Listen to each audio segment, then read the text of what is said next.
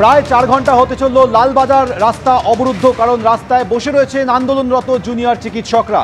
Fair and bright night and day cream, ত্বক থাকবে bright সারাদিন, পলিউশন ফ্রি, ঠিক যেন রাতের ফোঁটা সাদা ফুল। সারাদিন হ্যাপি ব্রাইট স্কিন। লালবাজার অভিযানে গিয়েছেন তারা, পুলিশ কমিশনের পদত্যাগের দাবিতে তারা অনড় রয়েছেন। আজ বিকেলে যে ডেডলাইন দিয়েছিলেন পুলিশকে ব্যারিকেড খুলে দেওয়ার, সেই ডেডলাইন পেরিয়ে যাওয়ার পরও প্রায় 2 ঘন্টা হতে চলল, এখনো পর্যন্ত তারা অবস্থানে অনড় রয়েছেন। পুলিশ তাদের এগোতে যেতে দিতে নারাজ, অর্থাৎ সব মিলিয়ে অচলাবস্থা চলছে।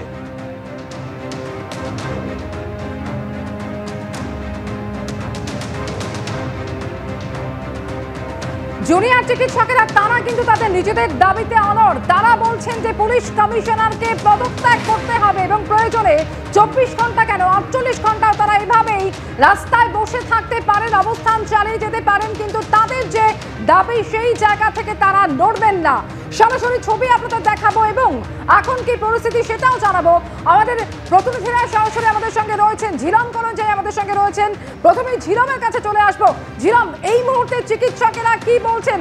নিজেদের দাবিতে তারা একইভাবে অনড় থাকবেন, আন্দোলন তারা এভাবেই চালিয়ে যাবেন?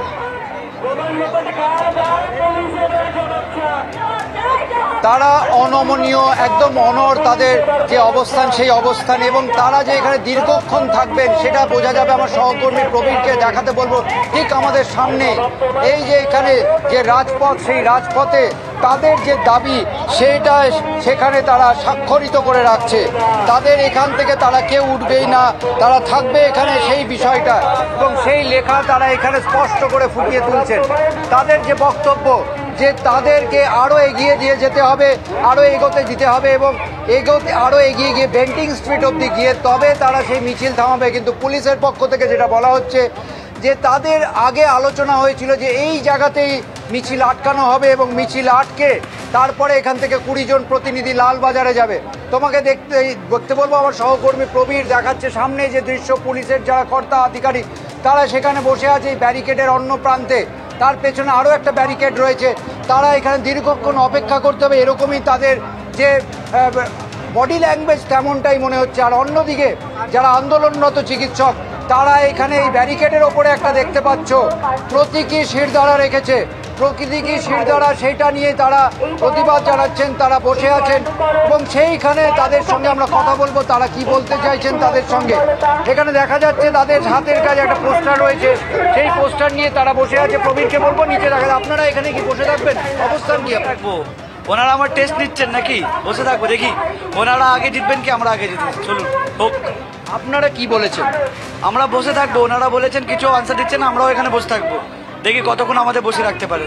ওনারা বলছেন যে আপনাদের এইখানেই অবধি যাওয়ার ব্যাপার ছিল, তারপরে 20 জন সদস্য 20 জন প্রতিনিধি যাওয়ার, আপনারা কথার খেলাপ করেছেন। না না, একদমই না। আমাদের কথা ছিল আগে মোড় অব্দি, মানে ওখান থেকে 100 মিটার দূর অব্দি এসে তারপরে আমাদের কিছুজন যাবো, কিন্তু এটা তো কথা হয়নি, উনি অনেক আগেই দাঁড় করে দিয়েছেন আমাদের।